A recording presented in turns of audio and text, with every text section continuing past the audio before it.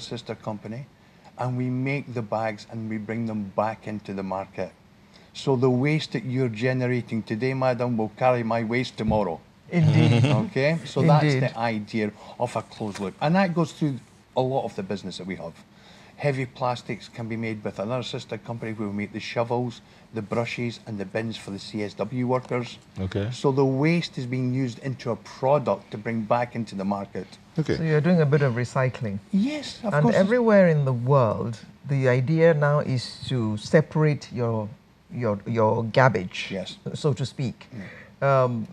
Are you thinking of doing that here, or educating us to do that here? Already we've reached out into schools, into the LCDA chairman, we've had town hall meetings. Eventually, during the course of the 10-year project, we will implement what we call recycling at source, where we will give residents the opportunity to split their garbage into organic, into commodity, and that commodity will then be brought back into the market under a different product to aid the environment. Okay. Okay. Tell us what are your thoughts about the Olusoso landfill and the fact that in the last week or thereabout, there's been heavy pollution of the air from there. It's very unfortunate what happened there. It's very unfortunate. And it was, everybody knows now, it was based on the methane gas. You know, there's pockets of gas within the dump site there, because it's not really a landfill. Let's make that clear. If that was a landfill, it wouldn't have happened, unfortunately. I think what happened is because Lagos has grown so quick, and infrastructure is always the last thing to be invested in when a city emerges as big as Lagos.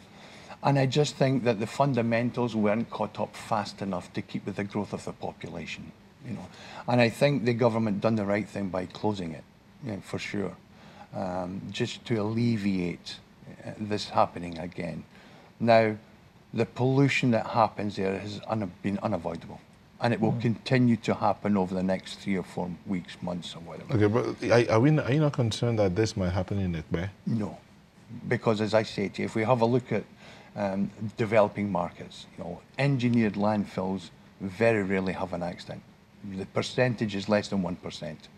If you have a look at mature markets, if you go to Europe, you go to the Americas, Asia, there's very, very few times there's a case where something like that happens because of, and now I'm being technical and I apologize, because of what we call compaction rates. What I mean is when the waste comes to the landfill, there's a big machine which compacts it to take all the gas and the air out. You know, and that was the problem with the fire, because the waste was coming in so quick, the state couldn't compact it quick enough, and it's unfortunate just because of the volume. So.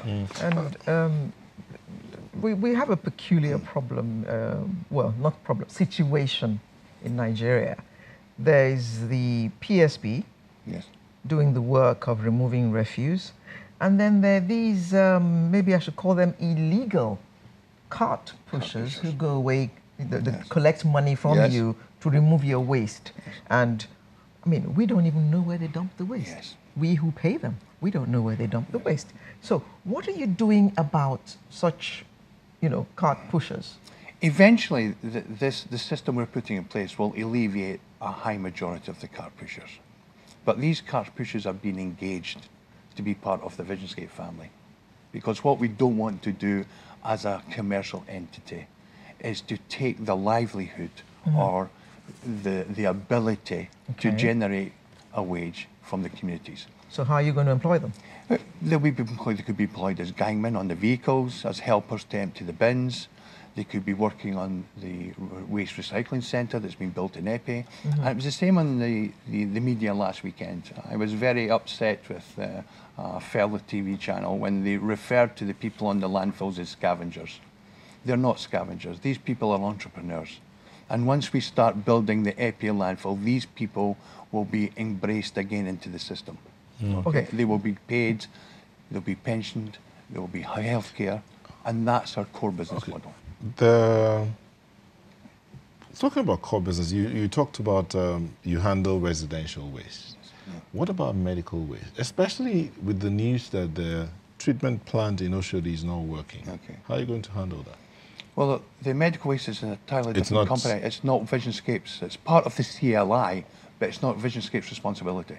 It's another company. But you just said that you're responsible for waste management in Lagos. So Yes, are you supervising what they're doing? No. So that waste, that's a different waste stream altogether. So we're responsible, even the commercial waste from commercial businesses, residential hotels and industry, we will be responsible for that at the landfill.